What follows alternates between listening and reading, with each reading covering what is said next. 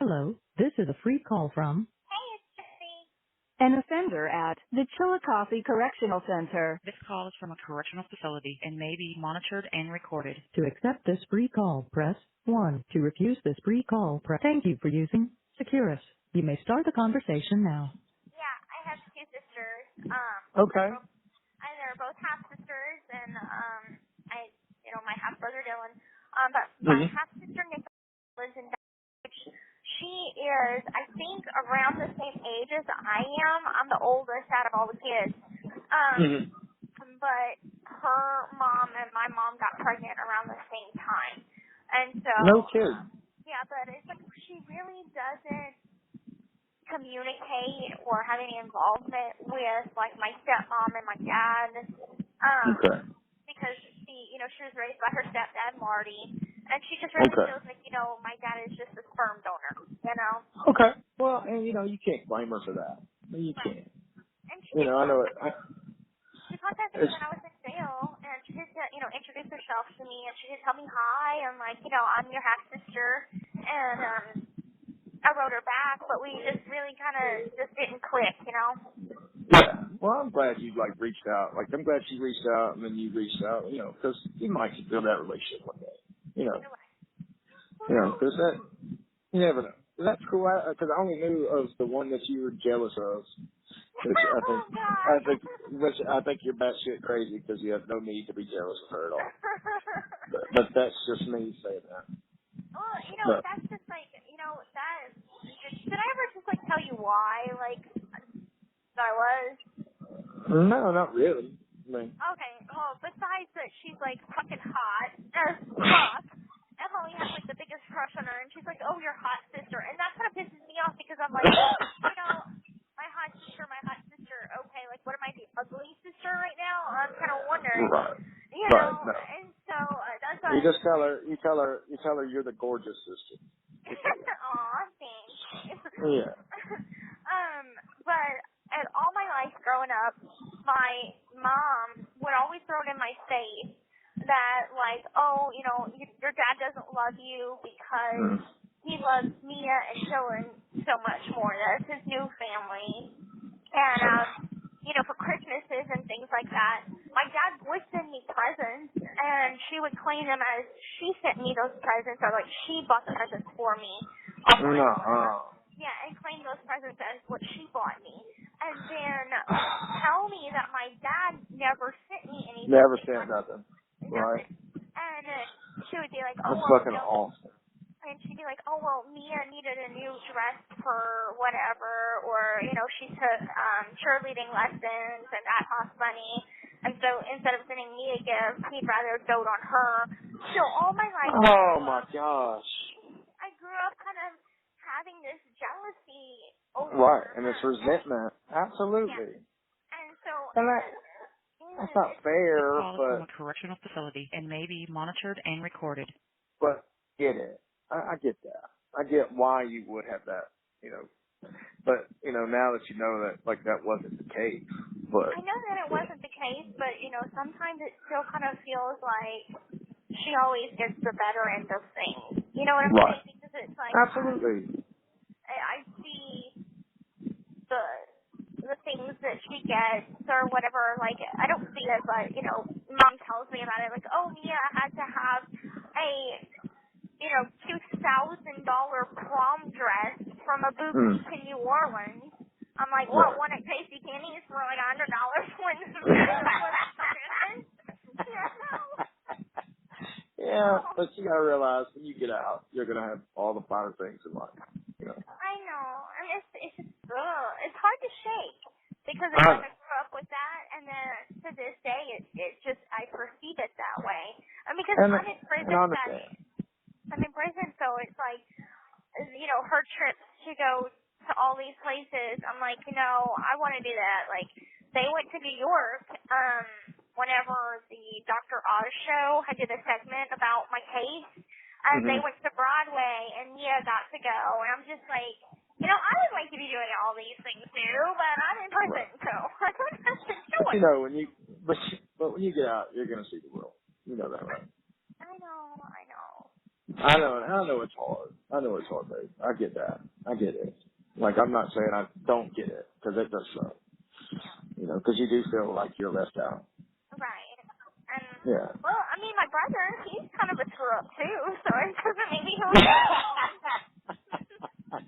Well, I can't say that. I'm the good brother, so, you know, it is what it is. I'm the good son out of the bunch, so I'm the respectable one, but, you know, it is what it is. But, well, you know. I'd rather be dating the good brother than the other one anyway, so. Well, I'm not a fan of you meeting the other one, to say the truth. My brother is a complete douchebag, but that's beside the point. But you'll meet him. Family. I know, you'll meet him. You'll meet everybody, you know. Yeah, so. You'll meet everybody, too. You're going to like my... Go ahead. Sometimes I'm thinking, like, my family is off the chain sometimes. It's gonna be great. You around. It's gonna be great. You're gonna like my mom too, though. Like, my mom's really cool, like that. Aw. Yeah, Tell me and like about I told, her. Like, what does she do for a living? You know, what is she like? my mom is a very successful woman. Okay, like my whole life I was raised by her. You know, so she was a single parent. My mom is a vice president at. So my mom is very successful. She's an administrator. Like, with this hurricane coming, she has to stay. She's on the administration team. So my mom is very successful. My mom is very independent, very strong-willed. That's where I get that from. You know, very strong. Yeah, like that's where I get it from. And she always told me, like, to take the high road and things. Like, don't. You know, like, because my family, I get what you're saying about, you know, your sister and everything, because I get that, you know, because my dad's family, I'm the black sheep of that family. And for no reason whatsoever, because I've never done anything to them. But it was like through divorce or whatever. But, you know, so I get that. And, my mom just always told me to take the high road, so I always did. So I've learned to do that, and I don't wallow around in bullshit. Like, I try not to anyway. It's hard not to. You know, but my mom's just great. Like, she loves sports. She loves football, which is great. Yeah, so like she cheers just as hard for LSU as I do, which is great. Is she a Saints fan? Yeah, my mom's a Saints fan. Okay, Yeah. we'll get along. Yeah, and my mom can cook, so you know that's something. You know, I'm excited for y'all.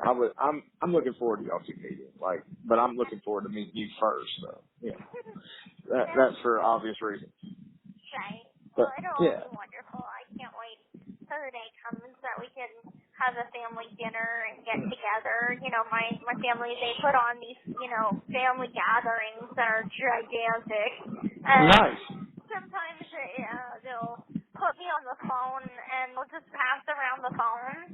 And, you know, people never, like, I've never heard of these relatives. How you doing? It's your great aunt. This call is from a correctional facility and may be monitored and recorded.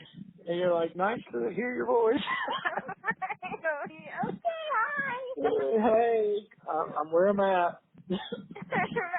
And they're just like, but I mean, they're all so sweet. They're like, you keep your head up in there. Oh. You know, and so it's like, they're all very supportive. Now, you know, now on my mom's side of the family, well, I should say, I call Christy mom. My mother's side of the family is Vicky. Right. And I have my cousin Bobby that's supportive. I have my cousin Tiffany that's supportive, and I have one of my mom's sisters. She has two sisters. My Aunt Claudia, and she's pretty supportive.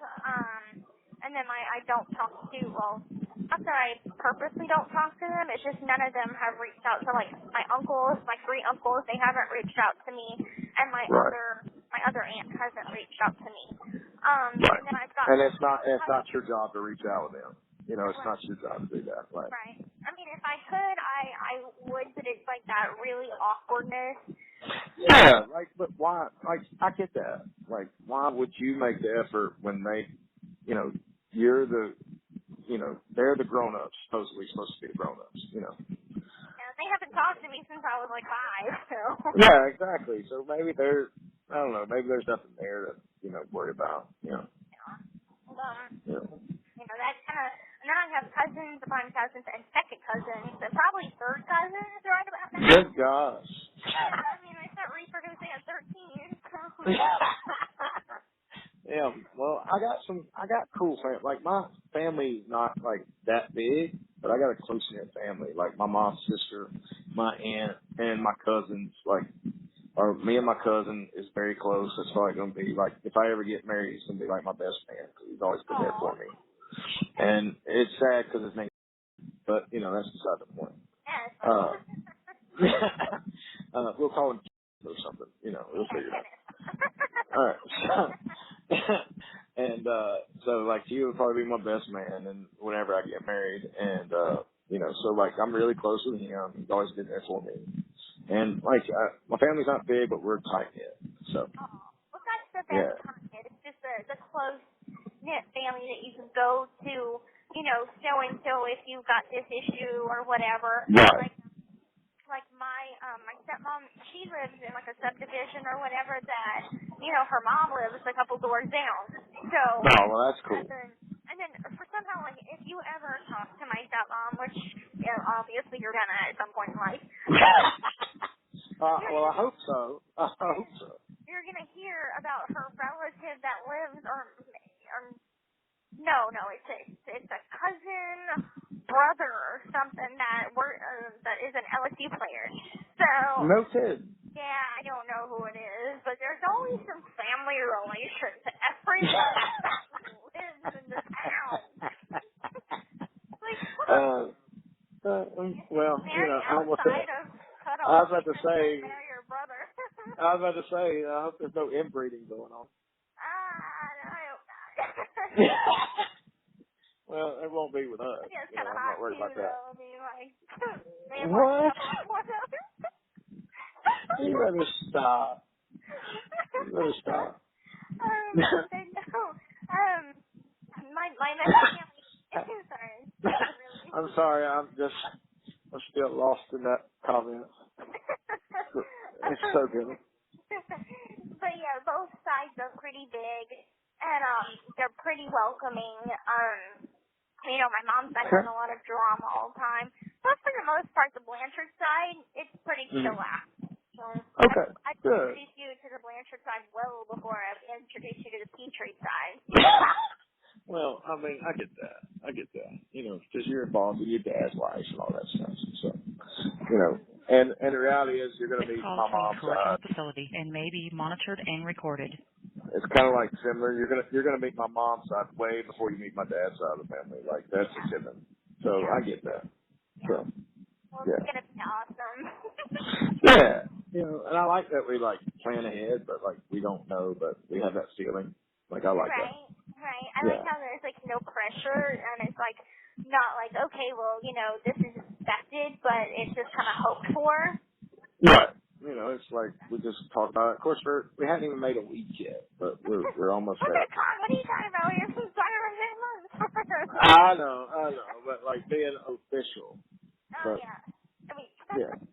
Yeah. Tomorrow will be a week, but Right. Who's counting?